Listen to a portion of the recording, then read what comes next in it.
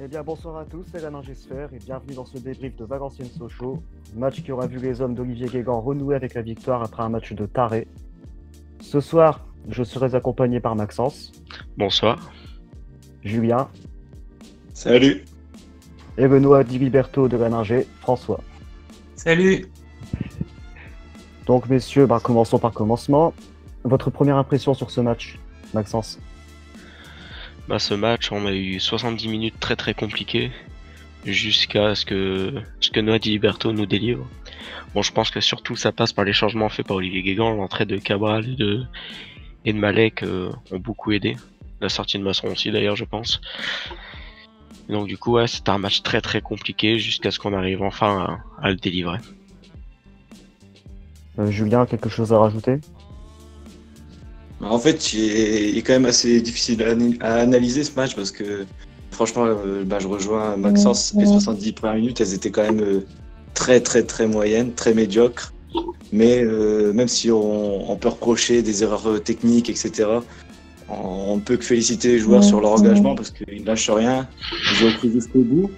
Après, nous, on était quand même très pessimistes à l'heure de jeu parce que l'équipe elle l'essayait mais franchement elle n'arrivait à rien et ensuite sur un temps vraiment mort quoi, sur un faux rythme l'équipe elle réduit le score et puis après on a su surfer sur chacun des buts pour s'imposer mais franchement respect aux joueurs même si ça a été très difficile sur la première heure.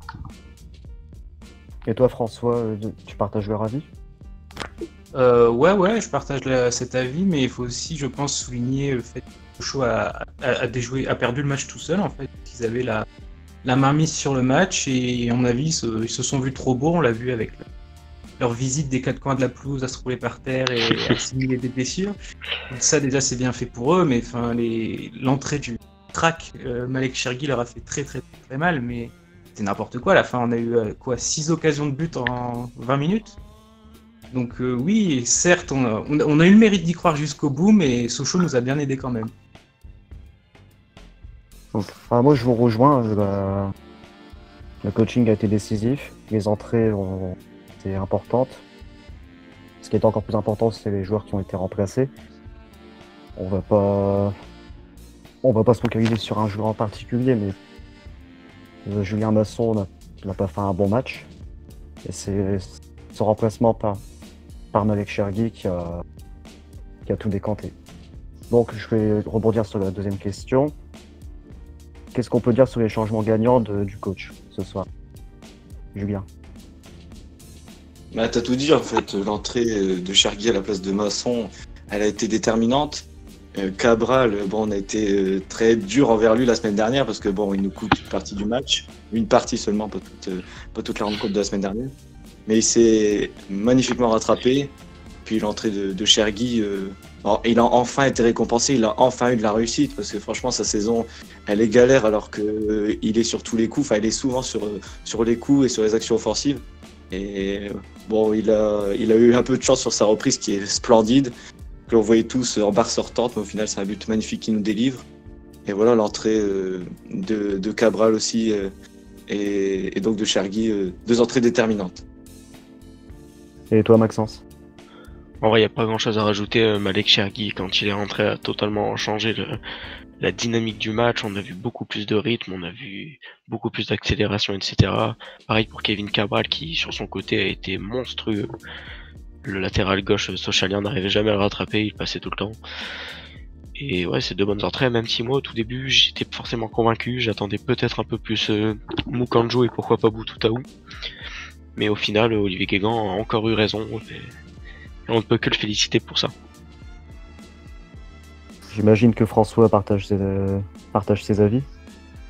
Ouais, totalement. Puis ce qui est aussi à souligner dans ce match, c'est qu'on a brisé quelques séries qu'on traînait comme des boulets.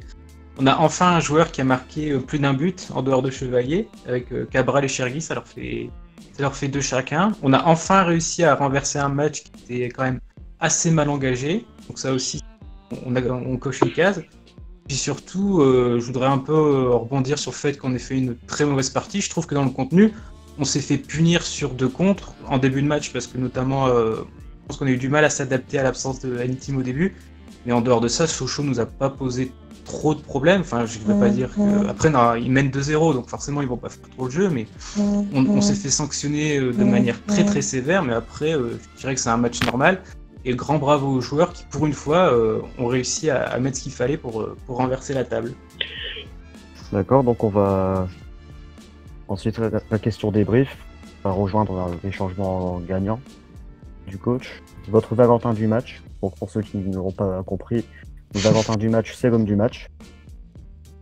Donc vous êtes très nombreux à citer Chergui, Diliberto, notamment Kendu qui dit Diliberto, immense le gars, il a 18 ans avec le caractère d'un grand.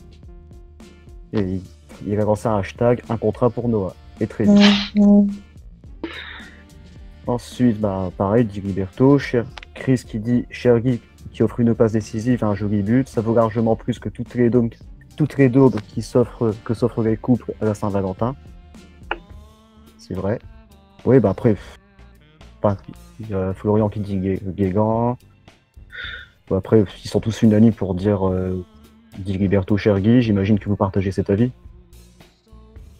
Ouais, moi, je mène une propagande de fond sur Twitter depuis 2 mois sur le craquito Malik Chergui. D'ailleurs, je suis bien content qu'il ait marqué. J'ai eu la bonne idée de faire le pari que je ne me raserai plus tant qu'il n'avait pas marqué, donc au moins ça s'est fait. Donc vraiment, vraiment, il a changé le match à lui tout seul, donc pour moi c'est chiant. D'accord, donc je pense qu'on a fait le tour. Merci à tous de nous avoir suivis. On espère une confirmation à Niort la semaine prochaine. S'en suivront 2 gros morceaux avec la réception de l'AS Ajaccio et le déplacement à Grenoble. En attendant, n'hésitez pas à partager ou à vous abonner si ce n'est pas déjà fait. On se retrouve très vite. Salut!